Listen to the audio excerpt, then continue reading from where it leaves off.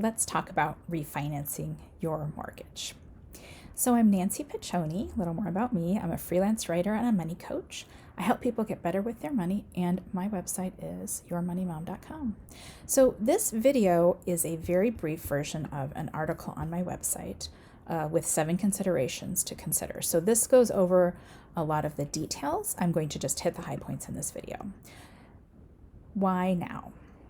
The reason you should consider, everyone really should consider it, not everyone should necessarily refinance, but everyone should probably run the numbers, is that interest rates are at near historic lows.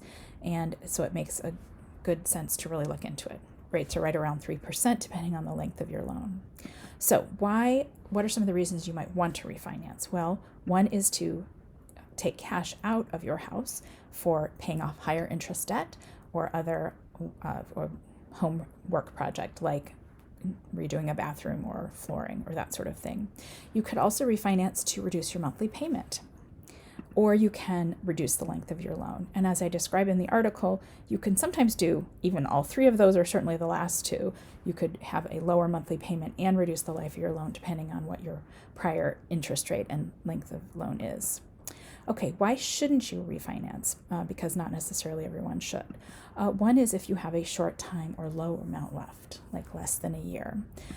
Also, if you're selling soon in the next year or so, there are costs to refinancing and you want to recoup those. And then finally, if your credit score is below 700, you may not get the best rates. You could still run the numbers, but it may not work for you. So you might want to consider working on that credit score. I'll link an article on that. Okay, what are some ways to refinance? As I mentioned, you could refinance for cash out, and I have all the details of that on my website. Also, you could refinance for a lower monthly cost and refinancing for a shorter loan period. Then you want to run the numbers. And what I'm going to direct you to, and all these things are linked in my article, is if you Google mortgage calculator on Google, there is one of the first results is this handy calculator here, and it defaults to certain things, but you could put in here an amount of interest. Your current rate is a certain amount, but then if you reduce it, you can see how much it reduces. You can change the length of the loan and see the different amount.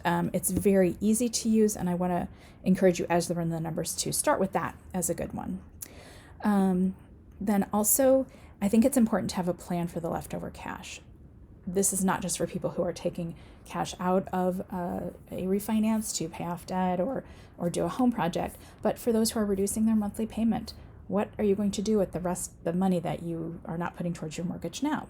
Even if it's a couple $100s, you could really sit down and talk about what are some good uses for that money, saving it for your emergency fund if it isn't big enough, or beefing it up, or a lot of other things. And I go over that in the article. And then finally, I want you to prepare for a lot of work. There's a lot of paperwork involved, whether you go with an online loan servicer or go to your local bank. There is just time and work and filling out forms involved, but it really can pay off, and I want you to consider it. So final thoughts is just run the numbers for you, read the article, let me know what you think, and thanks for watching.